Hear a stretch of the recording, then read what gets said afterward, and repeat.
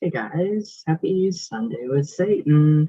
All right, so we have, we have a little bit of information, but it's pretty profound as to the communion that you find in the Catholic Church. So, and this is all doing or having to do with Osiris. And obviously, we're in the Temple of Osiris, which is amazing. So this is just a wonderful information that we can all benefit from, so we can distinguish and differentiate between, what Christianity has absorbed from, ancient Egypt, ancient paganism, all of our faiths, and kaboom, then they call it Christianity. All right, so as Barbara Walker notes, Osiris, fish was eaten in the form of, flesh was eaten. I am so sorry. Flesh was eaten in the form of communion cakes of wheat, the plant of truth. Osiris was truth, and those who ate him became truth also. Each of them another Osiris, a son of God, a light god, a dweller in the light god. Egyptians came to believe that no god except Osiris could bestow life on mortals.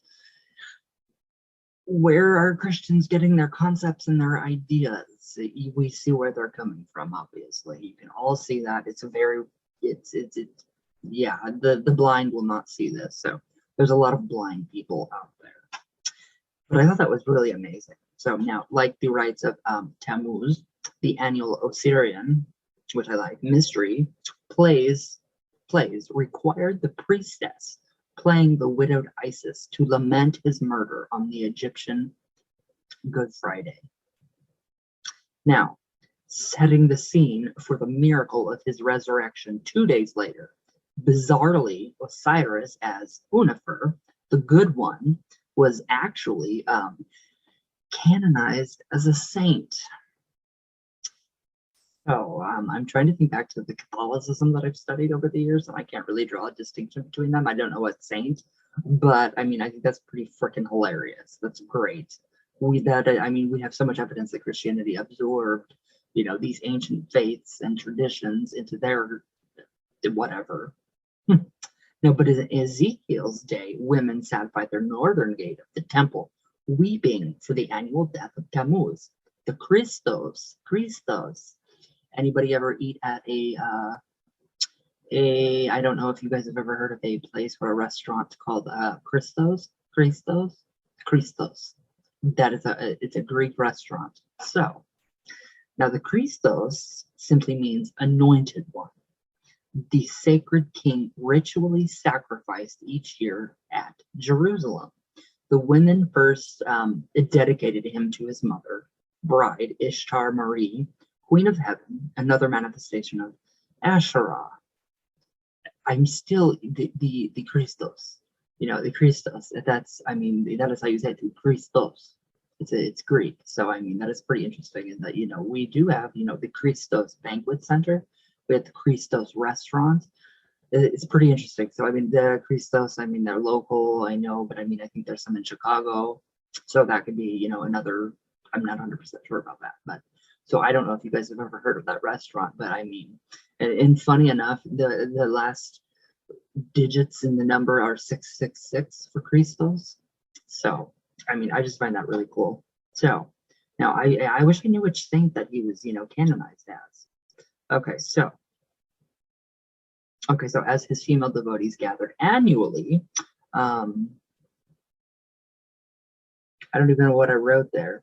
Over the temple gates, they raised ritual howls that the Greek called hulo, crying, all great Tammuz is dead, and lamenting, for him that has been taken away, there is wailing. Ah me, my child has been taken away, my Christ that has been taken away from the sacred cedar where the mother bore him. The wailing is the plants, they grow not. For the flocks, they produce not. For the wedded couples, for children, the people of summer, they produce not. So this is actually the concept of the death of the god causing the land to be infertile, resurfaces in the quasi-Christian legend of the first king. The Christos that is the thing that just, I mean, it just, I mean, when I looked at that and I was reading that lesson and taking my notes, I was like, wow, okay, yeah, we have Christos. We would call it Christos, but it's Christos here. So that's pretty, I mean, that's really, really interesting. It is really, really interesting how they all cried out and, he was their savior. So, I mean, it's just, we have, Osiris is the savior, and then we have Set, which is, basically the creator in the Bible, Yahweh or Jehovah or whatever you want to call him. But definitely, this is all, I mean, I'm convinced from 29 years of literal research and, exploration and, going through all of this repeatedly, reading the Bible, all of it, reading these different texts, reading the Egyptian tablets of Thoth. It's hilarious. It is very hilarious to say that, Christianity is a real religion when I honestly don't think it is. I think Christianity is one of the biggest forms of atheism ever, and that will be discussed later.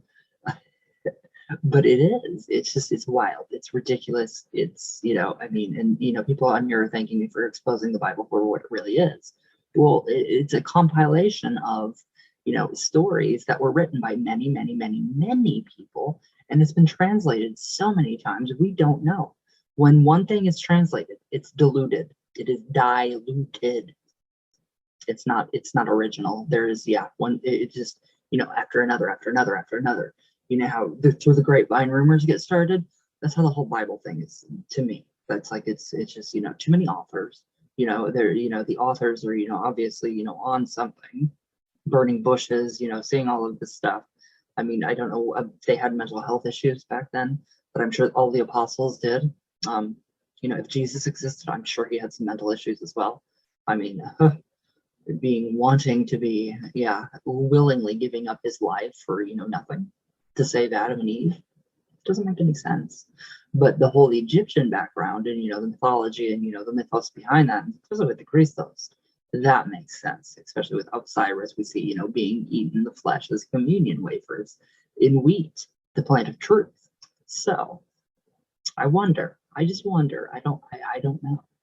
It's just interesting to me. I just find it, it's just mind boggling. And I think it's hilarious that the Christians think they're really truly following a path that they were in, that has been, bestowed upon them by, Jehovah or God. And it's the evil creator that is, the omniscient one.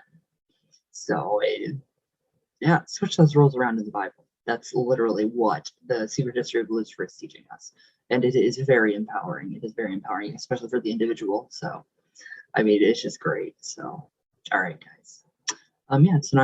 Today, actually, I will be live with Live Haunted Podcast. Thank you guys for having me as a guest. I'm very, very grateful. Very nervous, actually. I've never been nervous. I'm never nervous in front of a camera. So I'm sure once I get in front of the camera, I'll be like, yeah, it'll be fun to hang out with those two guys and see, Trevor Bishop, you're amazing. I love your podcast. So yeah, I can't wait for that. That's gonna be awesome. But yeah, also, you guys can go to Spirit Willow, and you guys get 20% off with my name, RYANESPICH, all caps. And just click that, play the video from yesterday or whatever. I'll link it. I'll link the video. I'll link the website, and you can actually take your smartphone out. I did it to myself. I had watched my own video back because I had to edit it with all of what I had in it. So I actually literally, my phone just disappeared. I had to scan it. So I scanned the computer and the code worked for me. It took me right to the necklaces, and they're beautiful. So I can't wait for mine to come. But anyways, I hope you guys have a great day. Happy Sunday with Satan, or Set, or whatever. But I love you guys with all my heart. And I hope you guys are being, just stay safe, stay healthy, don't get sick, all that good stuff. And I'll see you guys tomorrow. So all my love, all the way from always Venus. Always Venus. All the way back down. All right, guys. I love you guys. Please be safe, stay healthy, all that good stuff. And I love you guys very, very much. Thank you guys for all the wonderful, amazing comments. You guys are great. And I will see you guys soon. I love you guys.